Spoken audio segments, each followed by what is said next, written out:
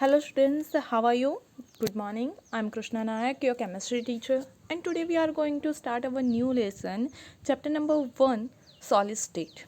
Alright, let's start the chapter. You know that the main three states of matter are solid, liquid, and gas, right? Here, whenever we heated a solid, it converts into liquid, right? Or we give a further heat to that liquid, it converted into a gas, right? You can see that ice is a solid form of the water, right? Whenever we give a heat or energy to this ice, it converted into a liquid, right? And whenever we give a further heat to that liquid or water, it converted into a vapor gas, right? तो ये जो solid liquid और gas particle है उसमें major difference क्या है, तो उसके मॉलिक्यूल की अरेंजमेंट का है, right? Here you can see that in the solid the molecules are arrange very closely, right? उसकी जो अरेंजमेंट है वो क्लोज पैक अरेंजमेंट है, ऐसा बोल सकते हैं. ये जो दो मॉलिक्यूल्स है उनके बीच का डिस्टेंस काफ़ी कम है, सही है. उस वजह से क्या होगा, तो उसका जो फोर्स ऑफ अट्रैक्शन है बिटवीन टू मॉलिक्यूल्स, इंटरमॉलिक्यूल्स, वो क्या हो जाएगा, ज़्यादा हो जाएगा, सही है. जबकि लिक्विड की बात करो तो as compare to solid they have more space to move, right? तो उसके बीच का जो अट्रैक्शन फोर्स है, फोर्स ऑफ अट्रैक्शन है, वो क्या हो जाएगा, सॉलिड से कम होगा और गैसियस से ज़्यादा होगा. जबकि gaseous particles are so far to each other, so they have a negligible force of attraction and they have a random movement, right? तो ये हो गए हमारे क्या स्टेट्स ऑफ मैटर, राइट? उसमें से हमें सॉलिड्स की बात करनी है. Now the stability of state depends upon the net effect of two factor, कि ये जो स्टेट है वो कैसे डिफाइन होता है. It is depend on the two factor, और उस टू फैक्टर का जो नेट रिजल्ट आएगा उसके ऊपर डिपेंड करता है कि हमारा जो सब्सटेंस है, मॉलिक्यूल है, वो सॉलिड स्टेट में रहेगा, लिक्विड स्टेट में रहेगा या फिर गैसियस स्टेट में रहेगा. तो ये जो हमारे फैक्टर्स है वो फर्स्ट उस पर डिपेंड करता है इंटरमॉलिक्यूलर फोर्स, राइट? वो किस पे डिपेंड करता है, फर्स्ट इंटरमॉलिक्यूलर फोर्स. जितना इंटरमॉलिक्यूलर फोर्स बढ़ेगा उतने मॉलिक्यूल्स क्या आएंगे, क्लोजर आएंगे. अगर इंटरमॉलिक्यूलर फोर्स ज़्यादा है तो पहले होगा सॉलिड, अगर इंटरमॉलिक्यूलर फोर्स कम है तो वो किस में होगा, गैस में, सही है.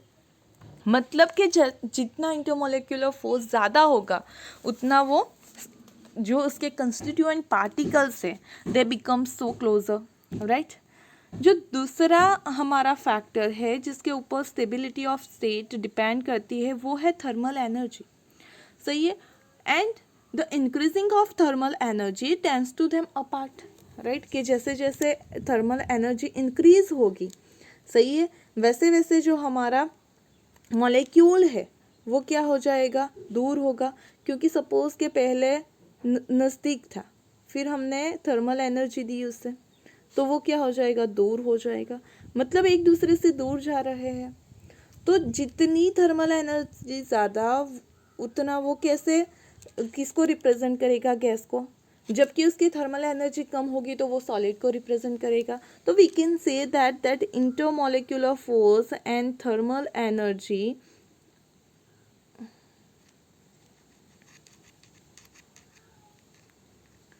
right, intermolecular force is inversely proportional to thermal energy, right? वो दोनों कैसे हैं, इन्वर्सली प्रोपोर्शन में है.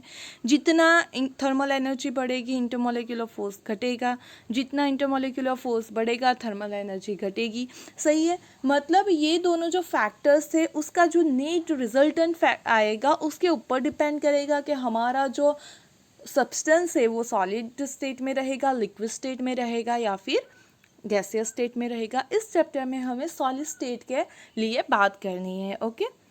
सो See the characteristics of the solids. We know that the solids have a definite mass, volume and shape, right? They have a strong interparticle force, के उनके दो molecules के बीच का जो फोर्स होता है वो क्या होता है, बहुत ज़्यादा होता है. The constituent particles of a solid have a fixed position, space, and they can only oscillate about their mean position. They have no transition और रोटेशनल मोशन. क्या बोला गया है कि जो सॉलिड के पार्टिकल्स है वो बहुत नज़दीक है, सही है, तो उनके बीच का जो स्पेस है वो भी बहुत कम है. तो वो क्या करेंगे, सपोज ये मॉलिक्यूल है तो वो अपनी जगह से सिर्फ इतना और इतना थोड़ा सा मूव करता रहेगा, ए अपनी जगह से इतना इतना मूव करेगा. मतलब उसके अंदर क्या मिलेगा, हमको सिर्फ ऑसिलेशन देखने को मिलेगा थोड़ा बहुत, लेकिन उसके पास कोई ट्रांजिशनल या रोटेशनल मोमेंट नहीं है, बिकॉज उनके पास जो फोर्स ऑफ अट्रैक्शन है वो बहुत ज़्यादा है. Okay, then solids are rigid and incompressible, right, कि वो रिजिड होते हैं, उन्हें अब हम अगर कॉम्प्रेस करें तो उनका शेप चेंज नहीं होगा ना, they can not flow, right. And solid have a many free surface, कि जितने आप उसके छोटे छोटे पार्टिकल्स करोगे तो उसकी वो सारी फ्री सरफेस फॉर्म होती जाएगी. ओके, आप क्यूब की बात करो तो उसके क्या हो गए, 6 सरफेसेस हो गए. अगर आपने क्यूब को बीच में से काट दिया तो वो 2 आपको क्या देगा, क्यूब देगा. तो अब उसके टोटल सरफेसेस 12 हो गई. मतलब अगर आप उसको डिवाइड करते जाओगे छोटे छोटे पार्टिकल्स में, then they have so many free surfaces, right. तो ये हो गई हमारी characteristics of solid. Now you can see the here so many pictures of solid. अगर आप आपके सराउंड में देखो तो ज़्यादातर जो चीज़ें हैं वो कौन सी है, सॉलिड में है, सही है. यहाँ पे आप देख सकते हो ये इरेज़र है, सही है, ये डायमंड है, ये सॉल्ट है, ये केक है, पेंसिल है, हमारी इलेक्ट्रॉनिक गैजेट्स है, ग्लास है, बॉटल है. आप देख सकते हो ये सारे क्या है, सॉलिड है, सही है. लेकिन अगर आप उसकी प्रॉपर्टीज़ की बात करो तो ये थोड़ा सा स्मूथ है, सही है, जबकि ये सबसे हार्ड है, ये थोड़ा सा स्पॉन्जी है, ये थोड़ा सा क्रिस्टलाइन जैसा है, ये ब्रेकेबल है, सही है. तो ये ग्रेफाइट है जो सॉफ्ट होता है वो भी. तो मतलब कि हमारे आसपास अगर आप बात करो तो बहुत सारे सॉलिड्स है, लेकिन वो जो सॉलिड्स है उनकी जो प्रॉपर्टीज़ है वो क्या है, डिफरेंट डिफरेंट है.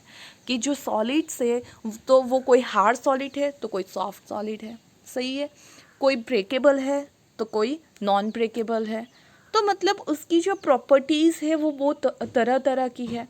तो ये जो प्रॉपर्टीज़ है वो किस पे डिपेंड करती है, तो उसी के बारे में हमें इस चैप्टर में बात करनी है कि ये जो सारे सॉलिड्स है, सॉलिड होने के बावजूद क्यों डिफरेंट डिफरेंट प्रॉपर्टीज़ है, उसके बारे में हमें बात करनी है. ओके, तो talk about the classification of solid, सही है, क्लासिफिकेशन ऑफ सॉलिड.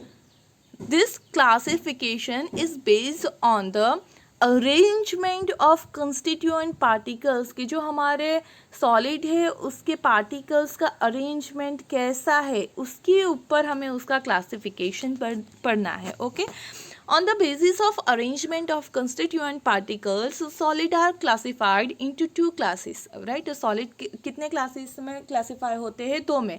किसके according, arrangement of constituent particles के, उसके अंदर जो पार्टिकल्स प्रेजेंट है, सॉलिड के अंदर जो पार्टिकल्स प्रेजेंट है उसकी अरेंजमेंट कैसी है, उस अरेंजमेंट के अकॉर्डिंग उसे 2 पार्ट में डिवाइड किया जाता है.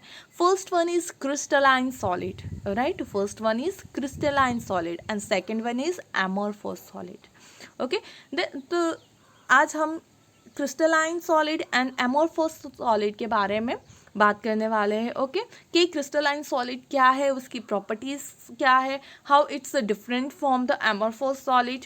ओके, एमोर्फस सॉलिड में अरेंजमेंट क्या होती है, उसकी प्रॉपर्टीज़ क्या होती है, तो उसके बारे में हम आज बात करने वाले हैं. Let's start with the first our crystalline solid. Okay, a solid has definite ordered arrangement of constituent particles में एटम हो सकते हैं, मॉलिक्यूल्स हो सकते हैं और आयन भी हो सकते हैं, इज कॉल्ड क्रिस्टलाइन सॉलिड. क्या बोला गया है कि जब हमारे जो सॉलिड है, सही है, has a definite order arrangement, कि उसके जो कंस्टिट्यूएंट पार्टिकल्स है, वो पार्टिकल चाहे एटम हो, मॉलिक्यूल हो या आयन हो, लेकिन उस वो लोग एक फिक्स अरेंजमेंट में प्रॉपर वे में क्या हो रहे हैं, अरेंज हो रहे हैं, तब उस टाइप के जो सॉलिड है उसे बोलते हैं crystalline solid. You can see that here कि ये जो सारे पार्टिकल्स हैं हमारे सॉलिड के, वो एक मैनर में है, सही है, सबके बीच का डिस्टेंस आप देखो, सही है, तो वो सेम है, सब एक जैसे ही से पैटर्न में अरेंज हुए हैं, ऐसा हम बोल सकते हैं। तो जब ऐसी ऑर्डर अरेंजमेंट हो, डिफाइनाइट ऑर्डर अरेंजमेंट हो, तो उस टाइप का सॉलिड को हम बोलेंगे क्रिस्टलाइन सॉलिड। क्या बोलेंगे? क्रिस्टलाइन सॉलिड, कि जिसमें जो हमारे कंस्टिट्यूएंट पार्टिकल्स है उसकी अरेंजमेंट प्रॉपर वे में की गई हो, ओके, एक जैसे वे में उसकी अरेंजमेंट हो, तो उसे क्या बोलते हैं? Crystalline solid. जैसे कि हो गया कि आप अगर क्लासरूम में है, सही है, आपका रिसेस टाइम चल रहा है, तो आपको जहाँ बैठना है आप बैठ सकते हो, ओके, आपके फ्रेंड के साथ बैठोगे, तो वो जो अरेंजमेंट हुई वो क्या हुई? इम्प्रॉपर अरेंजमेंट हुई, कि आप प्रॉपर वे में नहीं बैठे हो, लेकिन जैसे ही बेल रैंक हुई, तो वो क्या करोगे? आपके जैसे टीचर एंटर हुए तो आप सब अपनी जगह पे एक प्रॉपर वे में आ जाओगे, सही है। तो तब जब आपकी जो सीटिंग अरेंजमेंट है वो हम बोल सकते हैं कि टीचर के सामने क्या है? प्रॉपर है, एक मैनर में है, सब एक जैसे लाइन में बैठे हो, सही है। तो ऐसे ही जब पार्टिकल, सॉलिड के पार्टिकल भी एक वे में, एक प्रॉपर पैटर्न में बैठते हैं, तो उसे बोलते हैं क्रिस्टलाइन। और जब वो रिसेस टाइम था, जब उसकी जो अरेंजमेंट थी वो इम्प्रॉपर थी, तो उसे बोलते हैं एमोर्फोस सॉलिड, सही है। तो ये अरेंजमेंट के बेस के ऊपर उसे दो क्लास में क्लासीफाई किया गया है। क्रिस्टलाइन में क्या होता है? तो उसकी अरेंजमेंट प्रॉपर वे में है, जैसे आप लोगों की अरेंजमेंट होती है in the presence of teacher, right. जबकि जो हमारा एमोर्फोस सॉलिड है उसकी अरेंजमेंट प्रॉपर वे में नहीं है, सही है। जैसे आपका ब्रेक चल रहा हो और आपको जहाँ बैठना हो, जैसे बैठना हो आप बैठ सकते हो, सही है। तो वो जो अरेंजमेंट हुई वो कौन सी अरेंजमेंट शो करती है? तो एमोर्फोस सॉलिड की अरेंजमेंट शो करती है, ओके। तो उस अरेंजमेंट से भी बहुत ज़्यादा डिफरेंस पड़ता है उसकी प्रॉपर्टीज़ पे। अगर वो एक मैनर में है तो उसकी प्रॉपर्टीज़ अलग होगी, अगर वो एक मैनर में नहीं है तो उसकी प्रॉपर्टीज़ अलग होती। तो ये जो प्रॉपर्टीज़ है जिसके ऊपर अरेंजमेंट का जो इफ़ेक्ट होता है उसे हम स्टडी करते हैं, ओके। तो क्रिस्टलाइन सॉलिड क्या है वो पता चल गया ना। A crystalline solid consists of a large number of small crystals, have a definite geometrical shape. They are known as unit cell. क्या बोला गया है कि जो ये क्रिस्टलाइन सॉलिड है उसके पास जो छोटे छोटे बहुत सारे क्रिस्टल्स हैं। हमें जो एक क्रिस्टल दिखता है उसमें भी बहुत सारे छोटे छोटे क्रिस्टल है, कि जो एक दूसरे से आइडेंटिकल है in the term of the geometrical shape, right. कि वो सारे जो छोटे छोटे पार्टिकल्स है वो एक दूसरे से कैसे है? आइडेंटिकल है उसके शेप में। तो ये जो छोटे छोटे पार्टिकल्स है उसे क्या बोलेंगे हम? Unit cell. उसे क्या बोलेंगे हम? Unit cell. किसे? जिसकी जो छोटे छोटे स्मॉलर क्रिस्टल है जिसकी जियोमेट्री कैसी है? सेम है, उसे बोलेंगे हम unit cell, okay. You can see that in this picture कि ये एक कोई क्रिस्टल है, सही है। ये एक्चुअली रॉक सॉल्ट का क्रिस्टल है। तो उस रॉक सॉल्ट के क्रिस्टल में आप देख सकते हो कि यहाँ पे देखो ये पूरा एक क्रिस्टल है, उसमें एक ये छोटा वाला हो गया, ए हो गया, ये बहुत सारे छोटे छोटे क्या है? तो दूसरे क्रिस्टल है जो एक दूसरे से कैसे है? आइडेंटिकल है, सही है। तो ये जो छोटा वाला एक क्रिस्टल हुआ उसी को क्या बोलेंगे हम? यूनिट सेल बोलेंगे। उसे क्या बोलेंगे हम? Unit cell. आई बात समझ में कि ये पूरे क्रिस्टल में जो छोटे छोटे क्रिस्टल्स होते हैं they are identical in their shapes and they are known as a unit cell. जो छोटे से छोटा पार्टिकल है, कोई क्रिस्टल का छोटे से छोटा पार्टिकल है जो रिपीट हो रहा है, उसे बोलते हैं unit cell, okay. Now It has a long arrangement order, arrangement of constituent particle. सही है. It has the same pattern of arrangement through out the crystal. आपने जैसे कि आगे फिगर में देखा कि वो पूरी एक जो यूनिट सेल थी उसी वो ही रिपीट हो रहा था पूरे क्रिस्टल में. जो छोटा वाला यूनिट सेल था वही पूरे क्रिस्टल में क्या हो रहा था, तो रिपीट हो रहा था. मतलब उसकी जो पैटर्न थी अरेंजमेंट की थ्रू आउट क्रिस्टल वो क्या थी, सेम थी. कि पूरे क्रिस्टल में जो वो पार्टिकल की अरेंजमेंट क्या होती है, सेम होती है in the crystalline solid. Okay. Arrangement of particles repeat itself periodically over the entire crystal. कि ये खुद से रिपीट होते हैं. ये आपने देखा उसमें एक पेंसिल जैसा था वो पूरे क्रिस्टल में रिपीट हो रहा है. मे बी कुछ और किसी और का हम क्रिस्टल है तो उसमें उस टाइप की जगह उसमें कोई रेक्टेंगल भी फॉर्म हो सकता है, हेक्सागोनल भी फॉर्म हो सकता है, लेकिन जो भी शेप होगा वो पूरे यूनिट में क्या होगा, खुद से रिपीट होगा पीरियोडिकली. के सम आफ्टर सम इंटरवल वो फिर से रिपीट होगा. जो हमारा यूनिट सेल है वो क्या होता रहेगा, रिपीट होता रहेगा. Okay. Crystalline solids have a sharp melting point. क्या होगा उसका, अगर मेल्टिंग पॉइंट लेंगे तो वो शार्प होगा. क्यों, तो उसकी जो हमारे क्रिस्टलाइन सॉलिड्स है उसकी जो अरेंजमेंट है एक जैसी है. मतलब हमने अगर क्रिस्टलाइन सॉलिड ले लिया, सही है, और उसे हमने क्या किया, नीचे से हीट किया. तो जब हम हीट करेंगे उसे तो क्या होगा कि ये जो सारे पार्टिकल्स है उसकी प्रॉपर्टीज़ भी सेम है क्योंकि वो एक जैसे हैं. तो एक साथ ही मेल्ट होना स्टार्ट करेंगे. सही है. कोई एक पर्टिकुलर पॉइंट पे ही सारे जो पार्टिकल्स है एक साथ क्या हो जाएंगे, मेल्ट हो जाएंगे, क्योंकि वो सारे आइडेंटिकल्स है. जो उसके स्मॉल स्मॉल यूनिट है, उसके जो यूनिट सेल्स है, दे आर आइडेंटिकल्स. मतलब कि उनकी प्रॉपर्टीज़ सेम है. तो जब हम उसे हीट करते हैं तो एक साथ वो क्या हो जाएंगे, मेल्ट हो जाएंगे. ओके. और उसी वजह से हमें क्या मिलेगा, तो शार्प मेल्टिंग पॉइंट मिलेगा. ओके. क्या मिलेगा हमें, शार्प मेल्टिंग पॉइंट. ये उसका जब हम कोई लिक्विड को क्रिस्टलाइन सॉलिड को हीट करके लिक्विड फॉर्म में लाके फिर जब हम उसे क्या करते हैं, कूल करते हैं, उसका ये कूलिंग कर्व है. तो आप देख सकते हो यहाँ पे कि पहले क्या हो रहा है, वो कूल हो रहा है, टेम्परेचर डिक्रीज होते होते फिर एक टाइम ऐसा आएगा कि उसका टेम्परेचर डिक्रीज करने टाइम के साथ वो डिक्रीज नहीं हो रहा है, कांस्टेंट हो रहा है. सही है. टाइम के साथ पहले क्या हुआ, उसको हम क्या कर रहे हैं, कूल कर रहे हैं. ओके. तो टाइम के साथ टेम्परेचर डिक्रीज़ हो रहा है. फिर एक टाइम आया कि टेम्परेचर क्या हो गया, कांस्टेंट. तो ये जो कांस्टेंट टेम्परेचर है उसी में वो क्या करता है, तो क्रिस्टल फॉर्म करता है. ओके. वो उसी में क्रिस्टलाइन फॉर्म में चला जाता है, कन्वर्ट होता है. ओके. उससे उतना टाइम मिलता है कि वो क्रिस्टल फॉर्म में कन्वर्ट हो जाए और देन फिर से वो उसके प्रॉपर वे में, मैनर में आ जाता है. Okay. Now next, the crystalline solids have an anisotropic in nature. अब ये आपके लिए न्यू टर्म है. सही है. ये एनांशियोटॉपिक क्या है, आपके लिए न्यू टर्म है. तो हम आप इसके बारे में डिस्कस करते हैं कि जो क्रिस्टलाइन सॉलिड्स है वो एनांशियोटॉपिक है. तो पहले बात करते हैं कि एनांशियोटॉपिक क्या है, उसके बाद बात करेंगे कि एनांशियोटॉपिक कैसे है क्रिस्टलाइन सॉलिड. ओके. तो enantiotropic means in the same crystal some of the physical properties like a reflective index, electric resistance etc. have a different value along a different direction.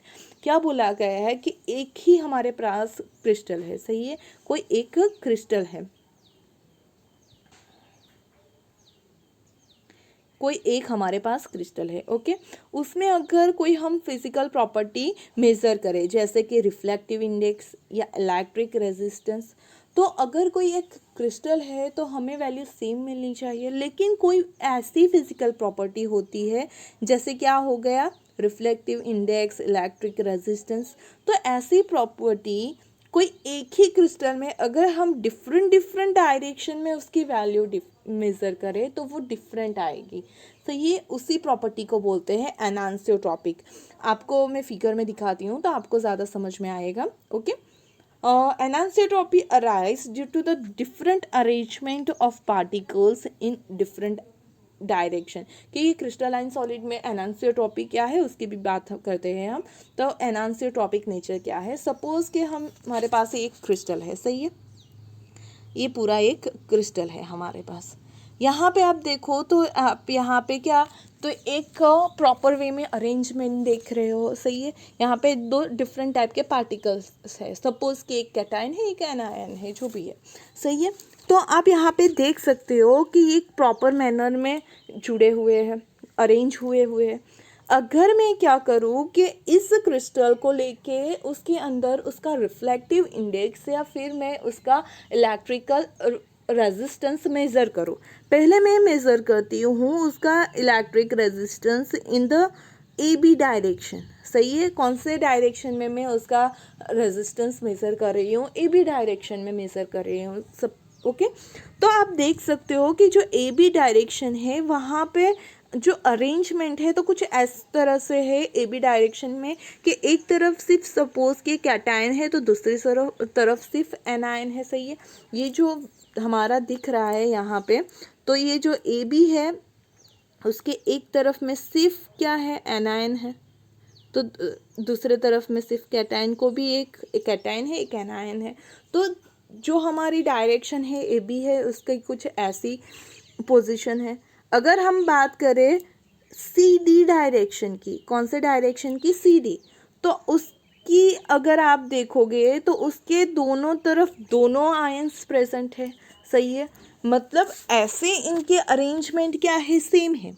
लेकिन अगर हम कोई पर्टिकुलर डायरेक्शन में जाए, जैसे कि हम अप टू डाउन जा रहे हैं और एक दूसरा जा रहे हैं हम डायगोनल में, सही है।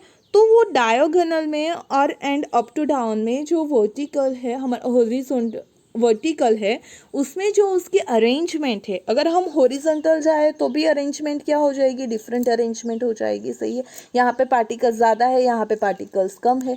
तो मतलब हम अगर कोई क्रिस्टलाइन सॉलिड में डिफरेंट वे में मूव करें, सही है, जैसे कि हमने पहले यहाँ पे मूव किया अप टू डाउन, फिर हमने यहाँ पे मूव किया डायगोनल, फिर हमने मूव किया कहाँ पे, लेफ़्ट टू राइट हॉरिजॉन्टल। तो यहाँ पे क्या हो रहा है कि क्रिस्टलाइन सॉलिड में एक जैसी अरेंजमेंट होने की वजह से जब हम डिफरेंट डायरेक्शन में कोई फिजिकल प्रॉपर्टी मेज़र करते हैं, मतलब कि हमने वर्टिकल में रिफ्लेक्टिव इंडेक्स मेज़र किया, या फिर हमने डायगोनल में क्या किया, रिफ्लेक्टिव इंडेक्स मेज़र किया, या फिर हमने हॉरिजॉन्टल में रिफ्लेक्टिव इंडेक्स मेज़र किया, तो वहाँ जब उस डायरेक्शन में अरेंजमेंट डिफरेंट मिल रही है तो वो जो फिज़िकल प्रॉपर्टी है वो भी क्या मिलेगी, डिफरेंट मिलेगी, सही है। तो क्या बोलते हैं कि जब हम एक ही क्रिस्टल में डिफरेंट डायरेक्शन में जाते हैं तब जो प्रॉपर्टी हमें डिफरेंट मिलती है, सही है, कि डिफरेंट डायरेक्शन में गए तो फिजिकल प्रॉपर्टीज़ भी कैसी मिली, डिफरेंट मिली। तो उसी प्रॉपर्टी को बोलते हैं एनांसियोटॉपिक प्रॉपर्टी, उसे क्या बोलते हैं, एनांसियोटॉपिक नेचर। किसे बोलते हैं कि कोई एक ही क्रिस्टल में आप डिफरेंट डायरेक्शन में जाओ, सही है, कोई एक ही क्रिस्टल में डिफरेंट डायरेक्शन में जाओ, जैसे कि यहाँ अप टू डाउन गए, आप डायगोनल गए, हॉरिजॉन्टल गए, सही है। तो डिफरेंट डायरेक्शन में आप अरेंजमेंट डिफरेंट देख सकते हो, सही है। तो उसी वजह से जो फिजिकल प्रॉपर्टी है वो भी क्या आएगी, डिफरेंट। सारी फिजिकल प्रॉपर्टीज़ नहीं है लेकिन कुछ ऐसी प्रॉपर्टीज़ है जैसे कि हो गया रिफ्लेक्टिव इंडेक्स या फिर हो गया इलेक्ट्रिक रेजिस्टेंस, वो क्या मिलेगा, डिफरेंट मिलेगा। तो उसी प्रॉपर्टी को क्या बोलते हैं, एनांसियोटॉपिक प्रॉपर्टी। और ये जो प्रॉपर्टी है वो क्रिस्टलाइन सॉलिड में हम देख सकते हैं, इसीलिए हम बोल सकते हैं कि जो हमारा क्रिस्टलाइन सॉलिड है they having a enantiotropic property, okay. आप यहाँ पे भी देख सकते हो, सपोज कि हमने क्या किया यहाँ पे कि मैंने एक हॉरिजॉन्टल लाइन ले ली और यहाँ पे मैं क्या मेज़र कर रही हूँ, तो यहाँ पे मैं हॉरिजॉन्टल लाइन में इलेक्ट्रिक रेजिस्टेंस मेज़र कर रही हूँ। तो आप देख सकते हो कि जो भी पार्टिकल्स होंगे, कैटायन होंगे या एनायन होंगे, लेकिन अगर मैं हॉरिजॉन्टल लाइन में जा रही हूँ यहाँ से, तो यहाँ पे मुझे सिर्फ 3 पार्टिकल मिल रहे हैं। कितने पार्टिकल्स मिल रहे हैं, 3। उसकी बजाय मैं कहाँ से जाऊँ, मैं अप टू डाउन जाऊँ, सही है। तो यहाँ पे 1 2 3 4 5 6 7 8 पार्टिकल्स मिल रहे हैं, सही है। और उसकी अरेंजमेंट भी डिफरेंट है। यहाँ पे सिर्फ कौन से वाले थे, तो कोई कैटाइन रेड वाले ही है। यहाँ पे दोनों पार्टिकल्स आ रहे हैं। अगर मैं डायगोनल जाऊँ तो वहाँ पे कुछ और सिचुएशन मिल रही है। मतलब मैं अगर फर्स्ट वाले केस में रेजिस्टेंस मेज़र करूँ या दूसरे वाले केस में मेज़र करूँ या तीसरे वाले में, तो तीनों में रेजिस्टेंस क्या आएगा, डिफरेंट आएगा, क्योंकि नंबर ऑफ पार्टिकल्स या नंबर ऑफ जो पार्टिकल्स है उसकी अरेंजमेंट क्या है, डिफरेंट डिफरेंट है। तो उसी प्रॉपर्टी को क्या बोलते हैं, एनांसियोट्रॉपिक प्रॉपर्टी। आई बात समझ में कि हम एक ही क्रिस्टल है, पूरा क्या है, एक क्रिस्टल है, उसमें हम डिफरेंट डायरेक्शन में जा रहे हैं, तो क्या हो रहा है कि उसकी प्रॉपर्टी डिफरेंट आ रही है, और यही प्रॉपर्टी को बोलते हैं एनांसियोट्रॉपिक प्रॉपर्टी। और जो हमारा क्रिस्टलाइन सॉलिड है उसमें वो चीज़ पॉसिबल है।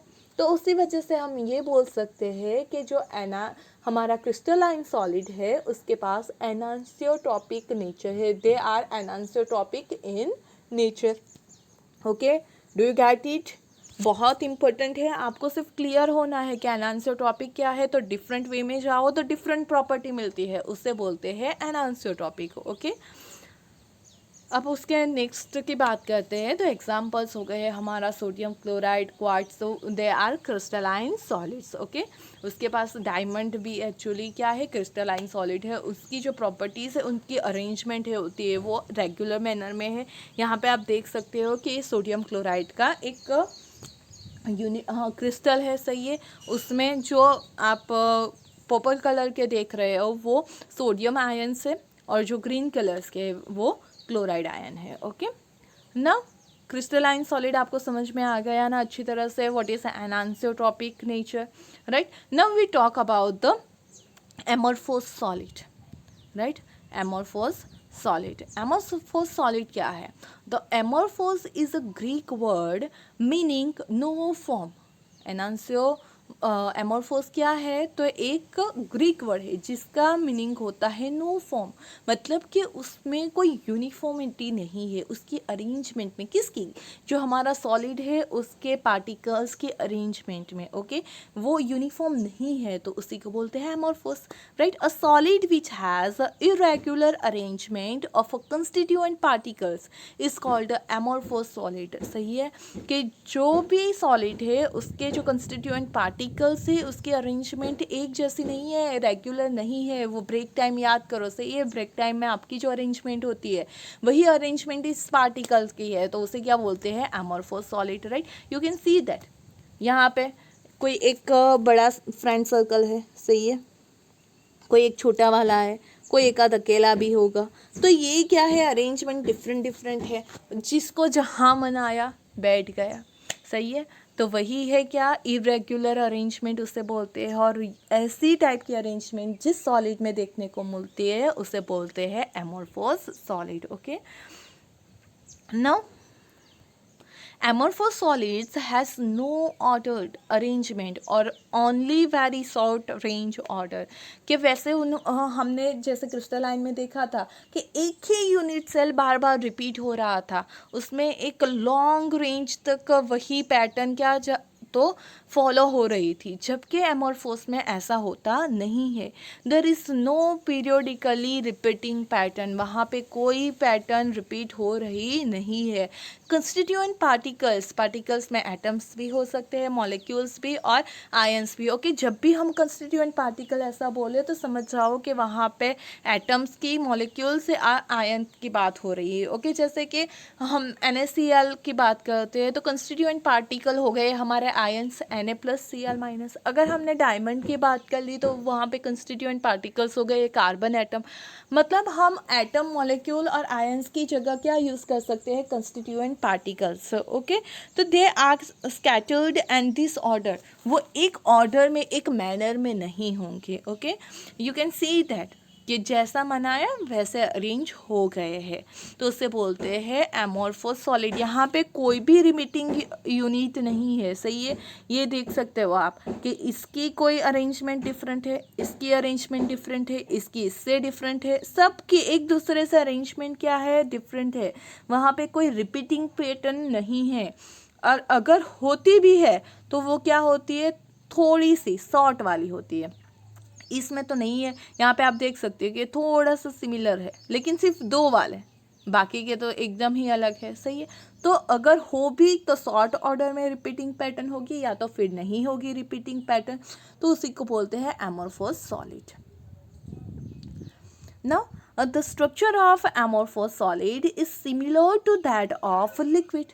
सही है कि जो हमारा स्ट्रक्चर है एमोर्फोस का, वो किसके जैसा है, थोड़ा सा लिक्विड जैसा है। Hence this are also called pseudo solid. जो एमोर्फोस सॉलिड है, ये याद रखना कि जो एमोर्फोस सॉलिड है उसे हम स्यूडो सॉलिड भी बोलते हैं, या फिर they are known as super cold liquids. Okay, the amorphous solid is known as pseudo solid और super cold liquid, right, because they have a structure like a liquid. उनका स्ट्रक्चर थोड़ा सा किसके जैसा है, लिक्विड जैसा है, उसी वजह से हम उसे या तो फिर सूडो सॉलिड बोलते हैं, फॉल्स सॉलिड हुआ मतलब, या फिर सुपर कोल्ड लिक्विड भी बोलते हैं। Okay, examples glass, rubber, plastic आप देखो तो वो they are the pseudo solids और amorphous solids, right. Now the amorphous solids have tendency to flow like liquid, कि जो हमारा एमोर्फोस सॉलिड्स है उसका स्ट्रक्चर ही सिर्फ लिक्विड जैसा नहीं है, they have a property to flow. सही है। आप बोलोगे कि ग्लास, रबर, प्लास्टिक तो फ्लो नहीं करते हो, लेकिन वो फ्लो करते हैं। कैसे फ्लो करते हैं आप देखो, glass panes fixed to windows और doors of old building are found to be a thicker at bottom than at the top. This is because the glass flows down very slowly and makes bottom portion slightly thicker. वो liquid के जैसा flow करते हैं, लेकिन liquid जितना fast flow करते हैं नहीं है। ओके, लेकिन अगर आप देखोगे बहुत पुरानी कोई ग्लास विंडो हो या ग्लास डोर हो, तो उसका जो हमारा बॉटम वाला पोर्शन होगा वो थिक होगा, थोड़ा सा थिक, ऐसा नहीं है कि बहुत ज़्यादा डिफरेंस हो, लेकिन थोड़ा सा थिक होगा as compare to its top. तो उसका मतलब क्या है कि जो हमारा अगर यहाँ पे ग्लास है, सही है, उसका ये वाला पोर्शन थोड़ा सा थिक होगा as compare to this portion. तो उसका मतलब ये हुआ कि ये वो सालों से ऐसे ही खड़ा है, ग्लास है वो हमारा कैसा है, वर्टिकल में ऐसे ही खड़ा है। तो जैसे जैसे टाइम जा रहा है तो ऊपर का जो ग्लास है वो फ्लो होके धीरे धीरे क्या आ रहा है, नीचे आ रहा है।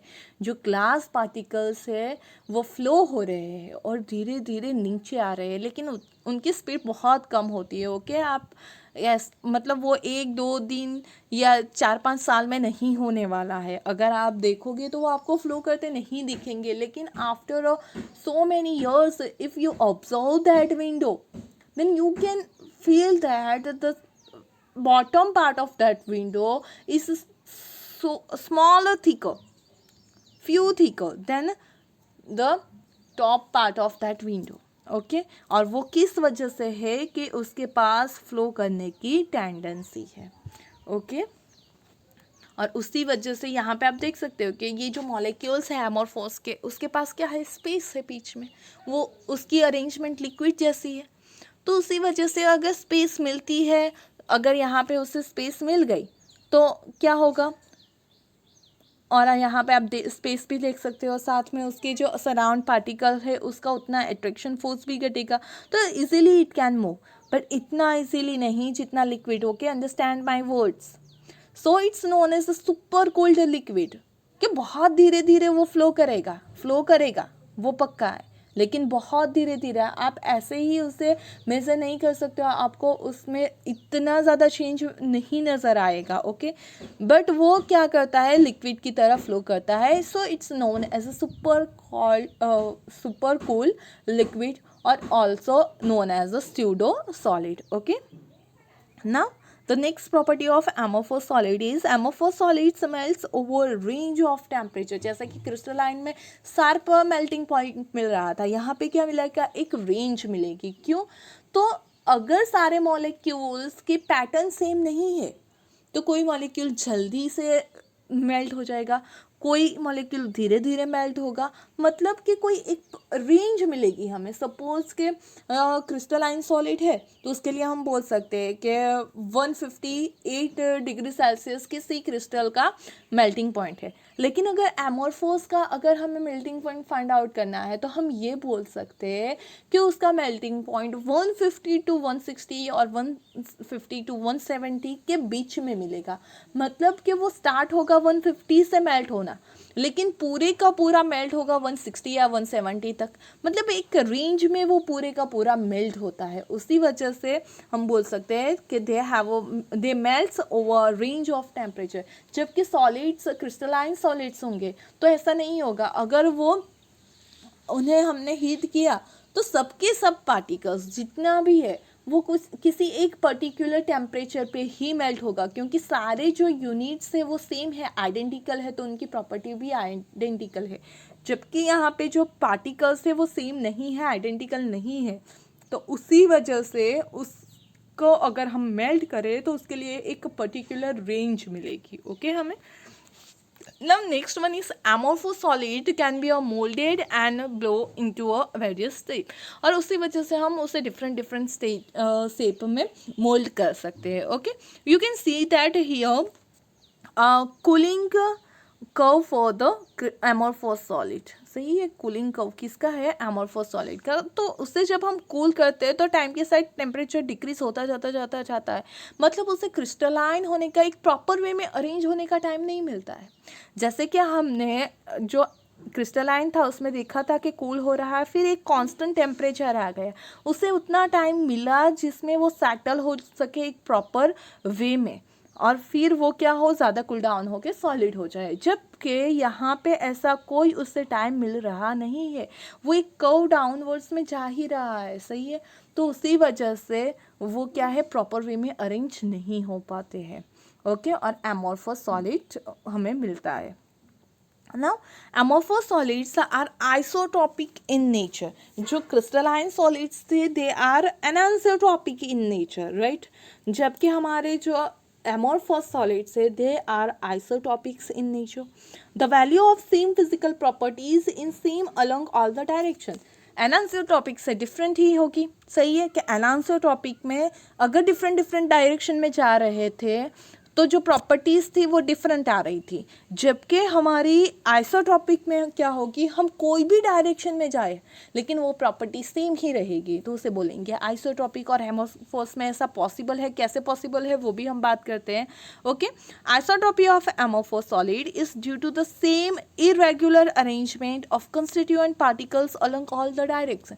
क्योंकि अगर हम कोई भी डायरेक्शन में जाए तो सारे के सारे पार्टिकल्स की अरेंजमेंट कैसी है, इरेगुलर है. सही है. और उसी वजह से ये जो हमें प्रॉपर्टी मिलेगी सेम मिलेगी. आप फिगर में देखोगे आपको ज़्यादा समझ में आएगा.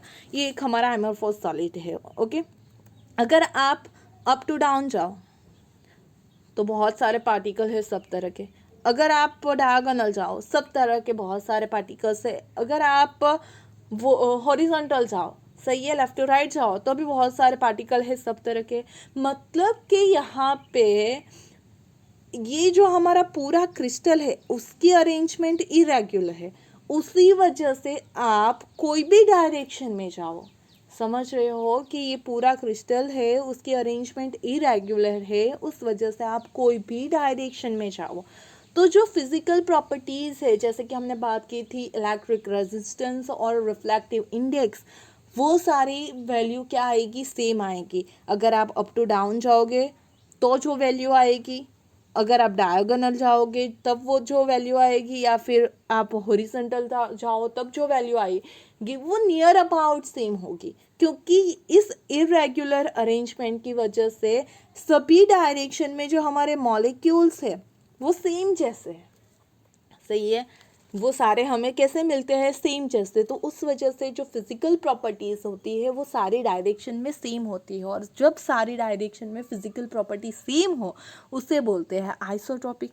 और एमोरफोस में उसके इरेगुलर अरेंजमेंट की वजह से ऐसा होता है कि सारी डायरेक्शन में, आप कोई भी डायरेक्शन में जाओ हमारे एमोरफोस सॉलिड में से, तो वो प्रॉपर्टी सेम मिलेगी।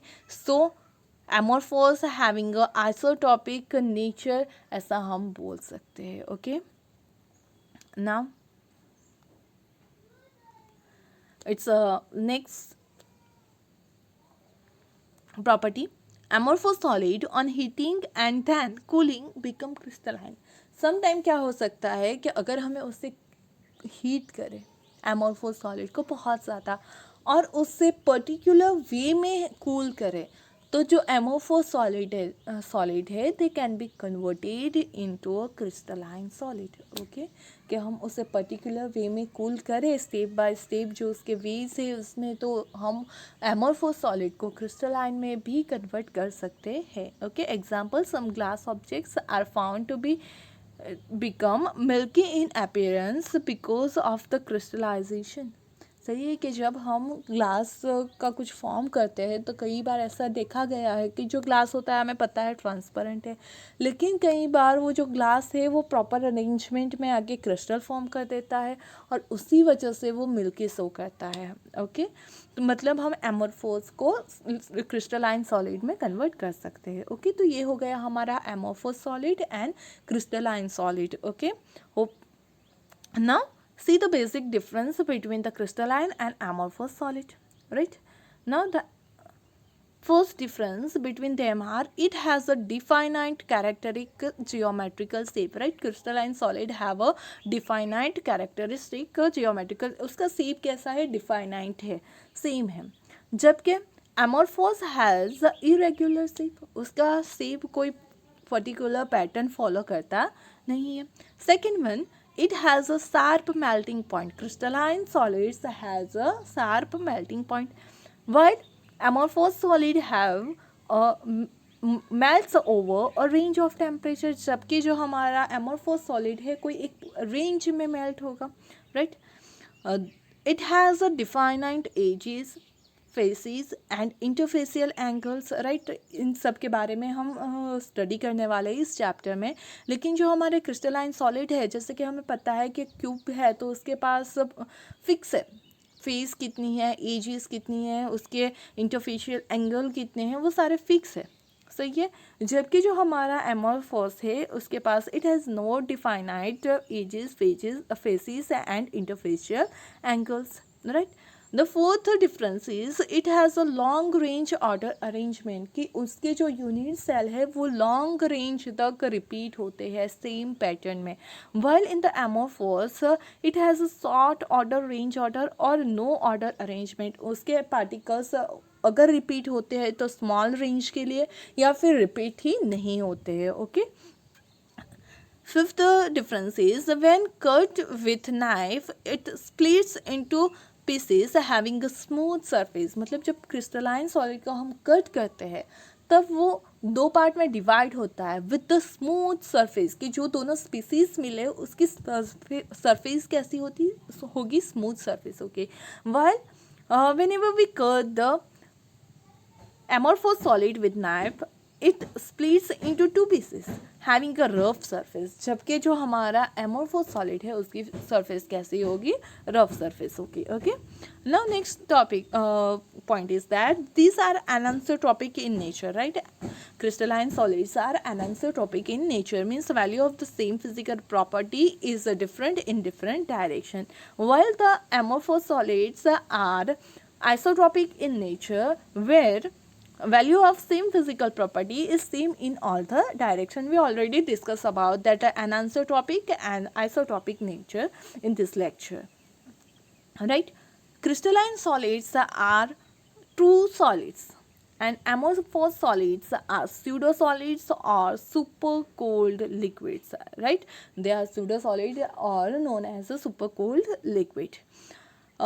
Sodium chloride, quartz are the examples of crystalline solids, while plastic, rubber, glass, etc. are the examples of amorphous solid. Okay, तो यहाँ पे हमने what is crystalline solid, what is amorphous solid, उसके बीच का जो difference है मेन, उसकी प्रॉपर्टीज़ क्या है, वो हमने स्टडी कर लिया है. नेक्स्ट लेक्चर में हम जो क्रिस्टलाइन सॉलिड है उसका क्लासिफिकेशन पढ़ने वाले हैं. ओके, इस लेक्चर में हमने क्या पढ़ा, the classification of solid on the basis of arrangement of constituent particles, कि जो हमारे सॉलिड है उसके पार्टिकल्स की अरेंजमेंट कैसी है, उसके बेसिस पे उसे दो क्लास में डिवाइड किया, क्रिस्टलाइन एंड एमोर्फोस सॉलिड, और उन दोनों की प्रॉपर्टीज़ और किसे हम बोलते हैं क्रिस्टलाइन एंड एमोर्फोस सॉलिड, उसके बारे में स्टडी किया. In the next lecture we are going to discuss about the classification of that crystalline solid. Okay, कि जो हमारा क्रिस्टलाइन सॉलिड है वो भी फर्दर क्लासीफाई होता है, तो कौन से बेस पे उसे कितने पार्ट में डिवाइड करना है, उसकी जो प्रॉपर्टीज़ होगी क्या होगी, उसके जो सब क्लासीफाइड होगा और जो हमें मिलेगी उसकी, तो उसके बारे में हम नेक्स्ट लेक्चर में डिस्कस करेंगे. Okay, hope you understand about the crystalline and amorphous solid, right? Do you clear about all things? Okay, if there is any query you can ask me. Okay, thank you.